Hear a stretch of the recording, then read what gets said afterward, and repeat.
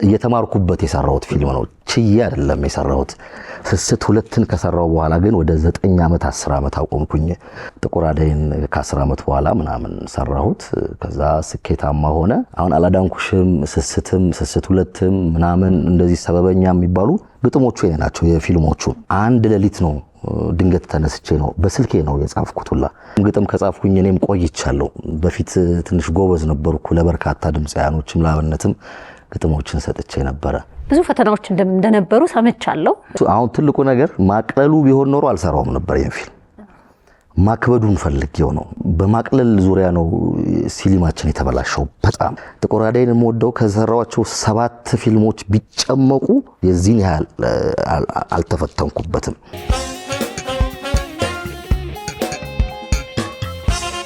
ለቀጣይ እንግዳይ የፊልም ባለሙያ ነው ዛሬ ከጉማ ጋር የተያያዙ እንግዶች በብዛት አሉኝ ምክንያቱም ሰሞኑን በድምቀት ተካሂዶ አልፏል በርካቶችን የሙያቸውን ዋጋ በሽልማት መልክ ሰጥቷል የፊልም ደራሲ ዳይሬክተር የዘፈን ሙዚቃ ግጥም ጸሐፊ የፊልም ማጀቢያ ሙዚቃዎችንም እንደዚሁ ማለት ነው ብቻ በርከት ያለ እሱ ባይናገረውም አሁን ቀደም ባሉት ጊዜያት በሰማሁትም የፊልም የተዋናይነት ሙያም በይበልጥ እንዳለው አውቄያለሁ ግን በብዙዎቻችን ዘንድ በፊልም ደራሲና ዳይሬክተርነት እናቀዋለን በዚህም አመት በሰራው ትልቁ ስራ ከጉማ ላይ ከተሸለሙ ፊልሞች ቀዳሚውን በመሆን የሱ ስራ አሸንፎለታል ፍጹም ካሳሁንን ወደዚህ ጋብዙልኝ ከሱ ጋር ቆይታ ይኖረኛል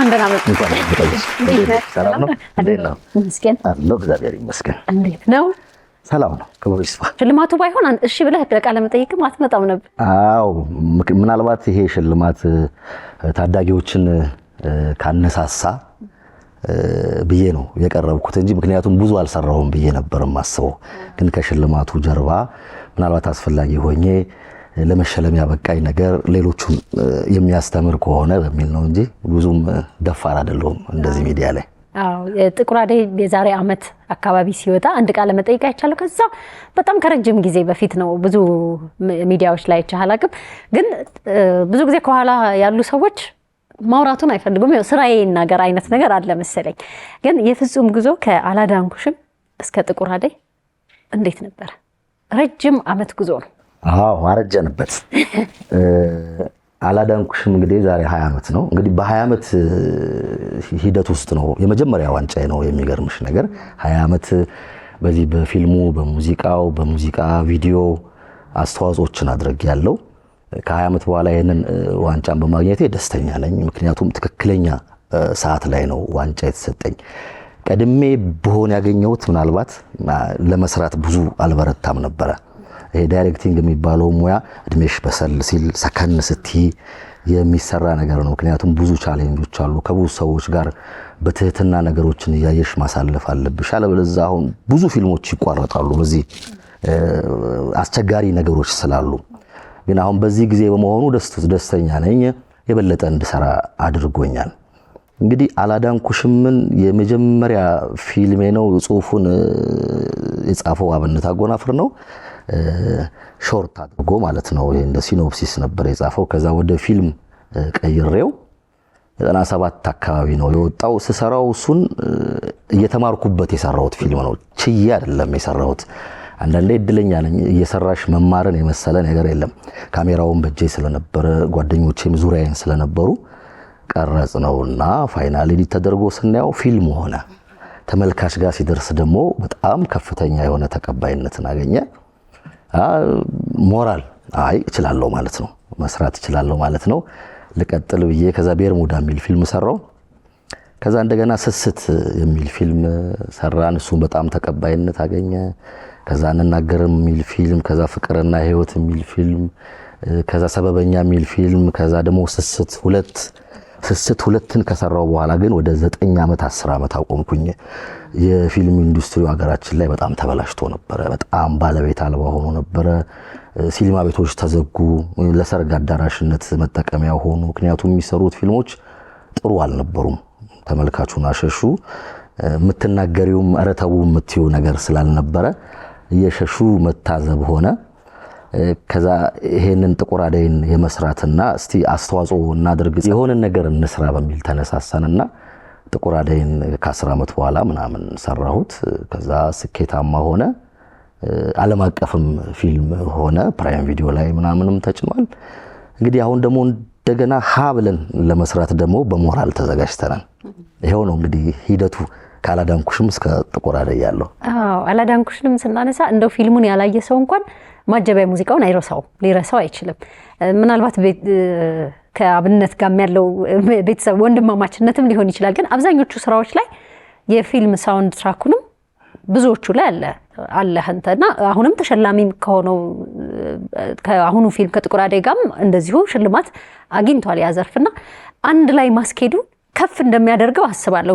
የሚውዚክ ቪዲዮዎችም ስትሰራ ደጋፊ ያልተነገሩ ታሪኮችን እንደምጨምርበት አውቃለሁ። በግጥም በዜማ ያልተገለጸውን ነገር እዚህኛውም ላይ እንደዛ ይመስለኛል። አብረህ መሄድህ ላንተ የጠቀመህ ነገር ያለው ይመስለኛል ጥሩ ነገር ለመስራት። አዎ በሚገባ የመታደል ነው። አንዳንዴ ራስሽ የሰራሽው ስራ ላይ ራስሽ ግጥም መጻፍ አላዳንኩሽማው ግጥሙ የኔ ነው፣ ዜማው አብነት ነው። አብነት ደግሞ አብነት በመሆኑ የኔ ወንድም በመሆኑ ቅርብ በመሆኑ እንደፈለግን ለመነጋገር ልብ ለልብ ለመደማመጥ ጊዜያችንን በደንብ በሰፊው ለመውሰድ እድሉ ስላለ ጥሩ ሳውንድ ትራኮች እንዲወጡ ሆኗል። አሁን አላዳንኩሽም፣ ስስት ሁለትም ምናምን እንደዚህ ሰበበኛ የሚባሉ ግጥሞቹ የኔ ናቸው የፊልሞቹ።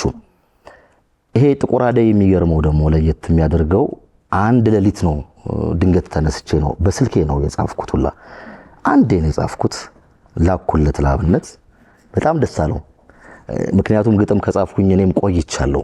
በፊት ትንሽ ጎበዝ ነበርኩ። ለበርካታ ድምፃያኖችም ለአብነትም ግጥሞችን ሰጥቼ ነበረ። አንዴ ነው የጻፍኩ አለኝ። እውነት አለኝ። አንዴ ነው አልኩት። እሱም አንዴ ነው የሰራው ዜማውን። ከዛ ፋኑ ጊዳቦ ጋር ሄደ ስቱዲዮ። እሱም አንዴ ነው የሰራው። ኤደንም የገባችው አንዴ ነው። በቃ ታሪካዊ ነው። ምንድነው ይሄ? የሆነ ነብሳችን ላይ የነበረ ነገር ነበረ። ለማውጣት አልተቸገርንም። የሆነ የነበረን ነገር ነው ፈንቅል ያደረግነውና በአንድ ጊዜ ሆኖ ጥሩ ሆነና ለመሸለምም በቃን ሁላችንም። በዚህ በጣም ደስተኞች ነን ሁላችንም። በጣም ጥሩ ሲኒማቲክ ቫልዩም ከፍ ያለ ስራ ነው። ራስህ የመጻፍ እድሉ ስለነበረ ማቅለልን እንዴት አላሰብከውም? ብዙ ጊዜ ፋይናንሻሊ ወይ በጀቱ ከፍ ሲል ልፋቱ ከፍ ሲል ፊልም ደግሞ አሁን ሚውዚክ ቪዲዮ እንኳን ቢሆን የተወሰኑ ሰዎች ነው ይዘህ የምትሄደው። ፊልም ሲሆን በጣም ብዙ ክሩ ነው ያለው። ከጀርባ ማናየው ብዙ ባለሙያ፣ ፊልሙ ላይ የሚሳተፍ ብዙ ሰው፣ ያን ሁሉ ሰው እዛ ቦታ ላይ ወስዶ ቦታውን እንዴት መቼቱን እንዴት ነው የመረጥከው? እንደው ቀረብ ለአርጋት እዚች አዲስ አበባ ዙሪያ አላልክ? እሱ አሁን ትልቁ ነገር ማቅለሉ ቢሆን ኖሮ አልሰራውም ነበር ይሄን ፊልም። ማክበዱን ፈልጌው ነው ለመስራትም የተነሳሁት። ምክንያቱም በማቅለል ዙሪያ ነው ሲኒማችን የተበላሸው በጣም። የበፊት ፊልሞችን ሄደሽ ብታይ እንዴት ያለሽ የዛሬ ዓመት ነው የተሰራውት ያለሽ። ያሁን ፊልሞችን ስታይ የሆነ ቤት የሆነ ካፍቴሪያ ምናምን ያልቃል በቃ። እና ይሄ ምንድነው በጀት ለመቆጠብ የተደረጉ ነገሮች ናቸው። እርግጥ ስክሪፕቱ ይወስነዋል። እዚህ ቤት ውስጥ ሊያልቅ የሚችል ምርጥ ፊልም ሊሰራ ይችላል። ግን ይሄን ፊልም እኔ ለመስራት ስነሳ መጀመሪያ ገና ፕሮዲዩሰሮቹም በተለይ ከናታይ ጋር በነበረን የመጀመሪያ ንግግርና ሐሳብ የማመንጨት ዙሪያ የተለየ ተለቅ ያለ ለሲኒማውም ሲታይ ደስ የሚል ሉክ ያለው ሎኬሽኑም ከተለመደው ወጣ እንዲል። ምክንያቱም ሀገራችን በጣም ብዙ ገና ያልተነኩ ብዙ ቦታዎች አሉና ያንን ከማሰብ ከመነጋገር በኋላ የተጻፈ ስክሪፕት ነው። ከዛ አንፃር ማንኛውንም ነገር ማለት ሄሊኮፕተሮች ሲጋጩ ለብዬ በጽፍ አይከብደኝም ነበር። ምክንያቱም ለሚጻፈው ስክሪፕት ማንኛውም በጀት እንደሚመደብ ተነግሮኛል። ውስን መሆን አልፈልግም። ከፍ ያለ ነገር መስራት ፈልጌያለሁ። ሶስተኛ እንዳልኩሽ ቅድም ያልታየ ነገር ለመስራት ለመዳሰስ ፈልገን ወደ ገጠሩ ወደ በረሃው ወደ ግብርናው ቦታ ሄደን ዘመናዊ ግብርና ወደሚታይበት አድርጌ ጻፍኩትና ነፃነቱ ስለነበረኝ ነው። አሁንም ስጽፍ እንደዚህ በተለይ ያልታዩ ቦታዎችን ያማከለ ቢሆን፣ ምክንያቱም ሲኒማ ከቦታም ጋር እንደዚህ ከሚታይ ከውበትም ጋር ሲሆን ሳቢነት ይኖራል። ሁሌ የተለመዱ ቦታዎች ላይ ፍቅርን ከመግለጽ የተለመዱ ቦታዎች ላይ የሆነ ነገር ያልታየን ቦታ ያግዛል፣ ሁሉን ነገር ያግዛል። ከዛ አንፃር በነፃነት ስለተጻፈ ነው ብዙ ቦታዎች ሄደን ልንሰራ የቻልነው። ምክንያት አዲስ አበባ ሰርተናል፣ ቱላ የሚባል ሀገር ሰርተናል፣ አዋሳ የሚባል ሀገር ሰርተናል እና ደግሞ ዋናው ደግሞ ብላቴ የሚባለው ቦታ ሰርተናል። ከዚህ አንፃር ነው እንግዲህ ሎኬሽኔን አይምሮዬን ሰፋ አድርጌ ወደ ፈለኩበት የበረርኩት። ፊልሙንም በጣም ደግፉታል። በጣም የሚያስፈራም ሲሆን የሚያስፈራ ስሜት የሚፈጥር ውበትም ሲሆን በዛው ልክ የሚያምር ነገር ነው የመጣው። ብዙ ፈተናዎች እንደነበሩ ሰምቻለሁ። እንዲሁም መገመት ራሱ አያዳግትም ከቦታው ርቀትና ከብዙ ነገሮች አንፃር። እንደ ዳይሬክተር ምን ነበር ፈታኙ ነገር? እንዳልኩሽ ስክሪፕቱ ሲጻፍ ሎኬሽኖቹ ገደብ የሌላቸው ናቸው። ቦታው የመረጥነው ቦታ እንግዲህ በረከት ገበሬዋ ጋር ነው። ከአንዴም 2-3 ስክሪፕቱን ፈርስት ድራፍት ከጻፍኩት በኋላ ሄጃለሁ፣ አይቼዋለሁ። ቦታውን የሚሄድበት ሰዓት ከሰዓት በኋላ ወይ ጠዋት ነበረ። ይህች የበረሃዋን ሰዓት አላየዋትም ነበረ። ጠቅልለን ስንገባ ግን ለቀረጻ ከባድ ነበረ። ለካሜራ ብዙ አያመችም። አሁን አንዳንድ ሲኖች ላይ ሚስጥር ባይሆን አክተሮቹ ያለባቸዋል። ሜካፕ ተጠቅመን ነው የሚመስለው። አንዳንዴ ከሲኖቹ ጋር ተገጣጠመ እንጂ ራሱ የነበረ የተፈጥሮ ሙቀት ነበረ። አንዳንዱ ቦታ ላይ ደግሞ በፍጹም ልንጠቀመው የማንፈልገው ቦታ ላይ እንጠቀማለን። ሜካፖችን ምናምን ያደርግን እየሸፈንን እንዳይኖር እናደርጋለን። ለካሜራ ያመቻል ማለት ሌሊት ነው የምንወጣው። እስከ 3 ሰዓት ብቻ ነው መቅረጽ የምንችለው። ከዛ በኋላ በረሃ ነው። ከዛ ደግሞ 11 ሰዓት ነው የምንጀምረው ወይ 10 ተኩል። ፀሐይዋ በጣም ነው የምትጠልቀው። ወዲያው ታምራለች፣ ወዲያው ያልቃል። ለበጀቱ አሪፍ አይደለም። ያቺን ሰዓት ብቻ እየጠበቅሽ ስትሰሪ ረጅም ጊዜ ይወስዳል። እንግዲህ ብዙ ጊዜ ተደጋግሞ ተነግሯል። ብዙ ሰዎች ታሞብናል፣ እኔን ጨምሮ ማስታወሻ ወስደናል። ከፊልማችን ላይ ሁላችንም ወባ ተይዘናል።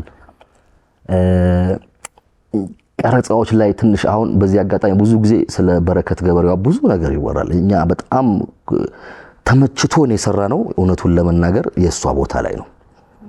በጣም ተመችቶን የሆነ በረሃ ይሁን ገነት ነው። ፍራፍሬው ልነግርሽ አልችልም። የምንበላው እሱም ብቻ ነበር። ቀልተን የመጣ ነው ሁላ። የተቸገርነው ለካሜራ ብቻ አልነበረም። በቃ ያንን ጊዜ መውሰድ ውሃ በየቀኑ በቦቴ ትጭናል። አንዳንድ ሰዎች ምናልባት በተለያየ ሚዲያ ላይ ትንሽ አካብደው ተናግረውታል። ስተት ነበር ያ። ውሃ እንድናጣ ፈጽሞ አላረገችልንም። በየሰዓቱ በመኪናዋ ውሃ ይገባልናል። ሻወራችንን በቀን 2-3 እየታጠብን ነው። ቁርስ እስኪደርስ ድረስ ማሳዋ ውስጥ ገብተን ሙዝ፣ ፓፓያ ምናምን በልተን ነው። እንደውም እንጀራው ይደብረን ነበረ። ቤቷ አለቃልን ነው። መኝታችን ትልቅ ቤት ነው። ፊልሙን ካየሽው ያንዳንዳችን አንዳንድ ክፍል አለን። በዛ ምቾት ውስጥ ነው የሰራነው። ከዛ ይሄ ወባው ያው የኛም የጥንቃቄ ጉድለት የፕሮዲሰሮቹም ቅድመ ጥንቃቄ አለማድረግ ምናምን ነው። ከዛ ውጪ አዋሳ ላይ ልንቀርጽበት የነበረው ቦታ ልንቀርጽ ገብተን ውጡ ተብለናል። እንግዲህ ከ20 በላይ ነን እንዳለ አክተሮቹ ምናምን ላይት ሴታፕ የተሰራ ሰራተኛው አመጣ ውጡ ተብላችኋል ተብለናል። እንደዚህ እንትንም የሚባል ጥቁር ውሃ የሚባል ቦታም እንደዚሁ ገብተን የመጋዘኑን ፓርት ስንቀርጽ 3 ሰዓት ላይ ካልወጣችሁ ውሻው ይለቀቃል። የጀርመን ውሻዎች 2 አሉ። ከዛ ሽንትም ካለባችሁ ሸንታችሁ ግቡ፣ እስከ 10 ሰዓት አትወጡም የተባለው። ምንድነው ይሄ ፊልም ነው የምትዩ? በቃ ምንድነው ፈተና በፈተና። ስለዚህ እንደ እስር ቤት ሁሉም ሰው ቶሎ ሽኑ ተብሎ ተቆልፎብን ቀረጻችንን ጨርሰን ውሻዎቹ እስኪታሰሩ ጠብቀን፣ ከኛ በላይ ናቸው ውሻዎቹ። ከታሰሩ በኋላ ወተን ወደ የቤታችን ሄደናል። በመሃልም ተቋርጦ ነበር። የማይነገሩ ነገሮች ብዙ አሉ፣ ግን ፈታኝ ነበር በጣም። ከዛ 2ኛ ዙር ላይ ሄድን። እኔ ይታየኝ ነበር ፊልሙ አንዳንዴ ቀድመሽ የምታየው ነገር አላል ሳይወጣ ገና ጽሁፉ ላይ አውቀዋለሁ ምን እንደሚመስል እንዳለ እና ያንን ነገር ለማየት እኔም ፈልግ ስለነበር ልጆቹን በደንብ እንዲበረቱ አደርጋለሁ። ግድ የላችሁም እላለሁ። ትግስት አስጨራሽ የሆኑ ነገሮች ብዙ ነበሩ። እያንዳንዱ አክተር ላይ ፕሮዳክሽን ክሩ ላይ እንጨርሰው ግድ የላችሁም፣ ይቀመጣል፣ ታሪክ ይሆናል፣ የሆነ ነገር እናገኝበታለን። ምክንያቱም አርቲስቶችንም ፕሮዳክሽን ክሩንም እንደዚህ ካላልሽው የኛ ሀገር ፊልም ክፍያውም ክፍያ አይደለም። ይሄ ሁሉ ቻሌንጅም ምንም የሚገባም አይደለም። እንዴ ለምን ብለሽ ትተሽ ትሄጃለሽ? ማባበል አለብሽ። አሁን ላይ ፊልሙ ወጥቶ እንደዚህ ሽልማቶችን ስናገኝ ምናምን ግን ሁሉም ሰው ደስተኛ ነው ሆነ ፍጹም አደረከው ያልከውን ሁላ ምናምን ሲሉሽ ደስተኛ ትሆኛለሽና ፈተናዎቹ ብዙ ናቸው ውጤቱ ደግሞ ያስደስታል ፈተና ብቻ ቢያልቅ ኖሮ አሪፍ አልነበረም ጥቁር አደይን የምወደው ከሰራዋቸው 7 ፊልሞች ቢጨመቁ የዚህን ያህል አልተፈተንኩበትም ግን ውጤቱም የዛን ያህል ሲሆን ደግሞ እንኳን ሆነ በቃ ደስ ይላል ታጣጥሚዋለሽ ያንን ችግሮች ተቀላላ እና ከባድ ነበር ግን ደግሞ መጨረሻው አሪፍ ሆነ ደስ ይላል በጣም የለፋህበት ነገር እንደዚህ ውጤት ሲያመጣ ስኬት ሲያገኝ ሲታይ ደስ ይላል ትልቅ ነገር አለው ላንተም እንደ ባለሙያ በቃ ቆንጆ ነገር በዛ ሁሉ ልፋት ውስጥ አይምሮ ላይ ነው የሚያልቀው ለዳይሬክተር ፊልሙና ያን ያሰብከውን ነገር ማየት ትልቅ ስኬት ነው ምን መልእክት ልታስተላልፍልን የፈለከው አሪፍ ጥያቄ ነው ጠየቅሽኝ አንዳንድ ሰዎች እኛ ገራው ቀልሏል ይሄ ማህበራዊ ሚዲያ አንድ ሰው ተነስቶ በራሱ ስሜት የፈለገውን ነገር ይናገራል እኔ ሰነሳ ያሰብኩት ነገርና አንዳንድ ሰዎች ደግሞ የሚመልሱልሽ መልስ የሆነች የሰከንዷን ፓርት አውጥተው እንደፈለጉ ሊያወሩ ይችላሉ አሁን ፊልም ነው ቲያትር ነው ምናምን ነው የሆነ የሚታይ የፈለገውን ድሮ አባባ ተስፋዬ ሴት ሆኖ ሰርተዋል እኮ አይደለ የሆነም እንደዚህና እንዴት ሴት ሆኖ ይሰራል ሌላ ነገር ነው የሚያስተላልፈው ምናምን ሲሉሽ አይ ለሁሉም አትመልሽ አሁን እድሜ ለዚህ ለትልቁ ቴሌቪዥን ጣቢያችን ለመናገር ያህል ካራክተር አሁን ትልቁ ፊልሙ እንዳልሽው ለማስተላለፍ የተፈለገው ነገር ፍቅር በመልካም በሰማያዊው መንገድ ካልተገለጸ በመጥፎ በራስ ወዳድነት ይሄ የኔ ብቻ ለማድረግ ተብሎ የሚኬድ ፍቅር ውጤቱና መጨረሻው ምን እንደሆነ ለማሳየት ነው ፍቅርን በመልካም መንገድ መቀበል በመልካም መንገድ መስጠት አይደል የፍቅር ባህሪው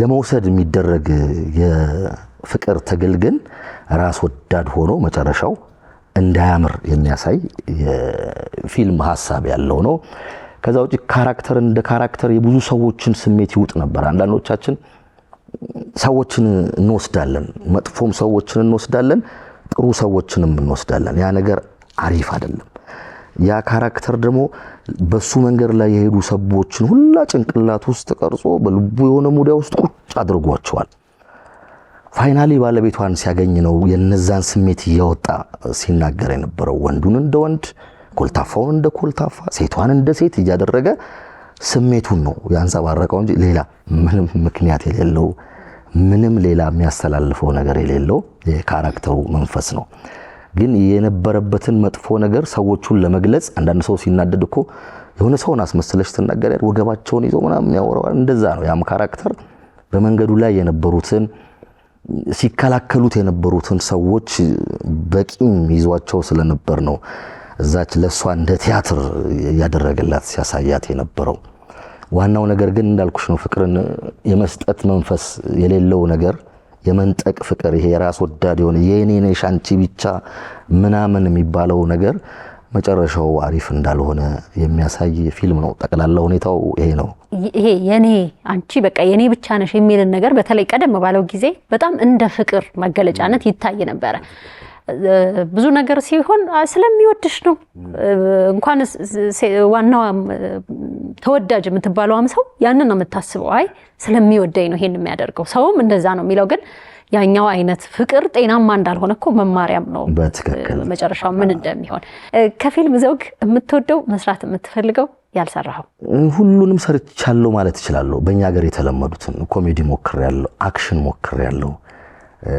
ሮማንስ ሞክሬያለሁ ድራማ ሞክሬያለሁ ግን ድራማ ዘውግ ደስ ይለኛል አሁን ደግሞ ትሪለር ድራማ ነው ሁላ የሰራነውና መሞከር ነው ሁሉም ላይ ነካ አድርጌያለሁ አሁን እግዚአብሔር ከፈቀደ ደግሞ ወደ አክሽኑ እንመጣ መንገድ ይዘን የዛሬ ምናልባት 6 ወር 7 ወር ኢንተርቪው አድርጌ ሬዲዮ ላይ ከ6 ወር በኋላ ይዘነው እንመጣለን ብዬ ነበር ሰው ያስባል እግዚአብሔር ይፈጽማል ነው ለካ አሁን እግዚአብሔር ሲፈቅድ ይዘነው እንመጣለን ነው ማለት እንደሱ ነው የሚባለው እኛ እንደ ሰው ጨርሰነው ነበር ነገሩን ግን የሆኑ ነገሮች ገጠመንና አሁንም እሱን እየጠበቅን ነው እንግዲህ እግዚአብሔር የፈቀደ ቀን አክሽን ፊልም ይዘን እንመጣለን ደግሞ በጣም አመሰግናለሁ ፍጹም የምትጨምረው ነገር ካለ ማለት የምትፈልገው ምስጋናም ካለ ይቻላል ራኬብ መጀመሪያ አንቺን አመሰግናለሁ። በጣም አድናቂሽ ነኝ። በዚህ አጋጣሚ ካንቺ ጋር ቁጭ የማውራት እድለኛ ነኝ። ለኔም ያው ነው። ቴንክ ዩ በጣም አድናቂ ነኝ።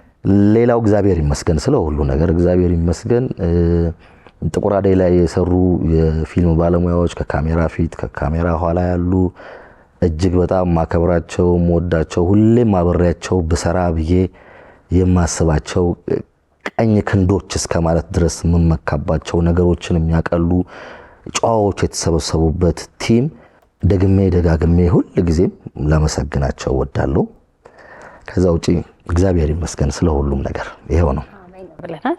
በጣም ደስ ብሎኛል። ከረጅም ጊዜ በኋላ ተዳክሞ የነበረው የፊልም ኢንዱስትሪ ላይ መጣ ካቀኑት እንደገና ደግሞ ደገፍ ካደረጉት ከቀደሙ ባለሙያዎች መካከል በመሆንህ ደስ ብሎኛል። ስኬታችሁ በጣም ያስደስተኛል። ለግለሰብ አይደለም ለሀገር ለኢንዱስትሪው ነው ይሄ ነገርና ከዚህ በኋላ መነቃቃት በብዛት ይፈጠራል ብዬ አምናለሁ። ከልብ ያመሰግናለሁ። እንኳን ደስ ያለህ። ለአንተም ለሁሉም እግዚአብሔር ያክብርልኝ። በአባይ ቴሌቪዥን ላይ ቆይታችሁ ይቀጥል። ሰከላ ሾው ነው።